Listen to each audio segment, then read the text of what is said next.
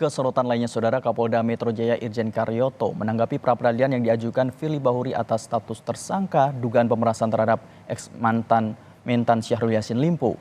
Kapolda Metro Jaya menyebut pra-peradilan adalah hak hukum tersangka.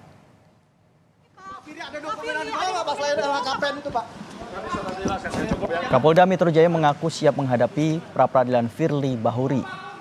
Firly mendaftarkan gugatan atas status tersangkanya di Pengadilan Negeri Jakarta Selatan.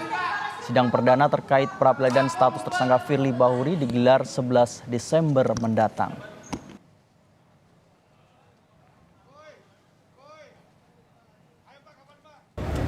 Yang ditetapkan tersangka silakan aja dan sah-sah saja. Secara organisasi kita lengkap semuanya. Pak, mengenai pencekalan udah berarti Pak? Cukup ya. Pencekalan kuantiti Pak? Cukup. Integrasi ya.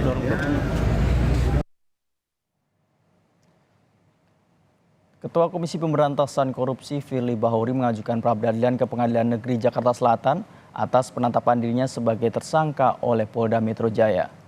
Pejabat Humas Pengadilan Negeri Jakarta Selatan, Juyamto, membenarkan bahwa Kepaniteraan Pidana Pengadilan Negeri Jakarta Selatan telah menerima permohonan pra-peradilan atas nama Firly Bahuri pada hari Jumat 24 November dan sidang pra-peradilan perdana dijadwalkan digelar pada hari Senin 11 Desember 2023 mendatang.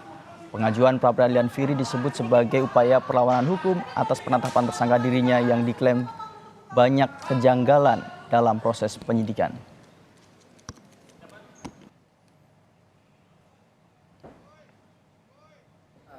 Pada hari Jumat tanggal 24 November 2023 Kepaniteraan Pengadilan Negeri Jakarta Selatan, Kepaniteraan Pidana telah menerima permohonan pra-peradilan dari pemohon atas nama Firly Bahuri.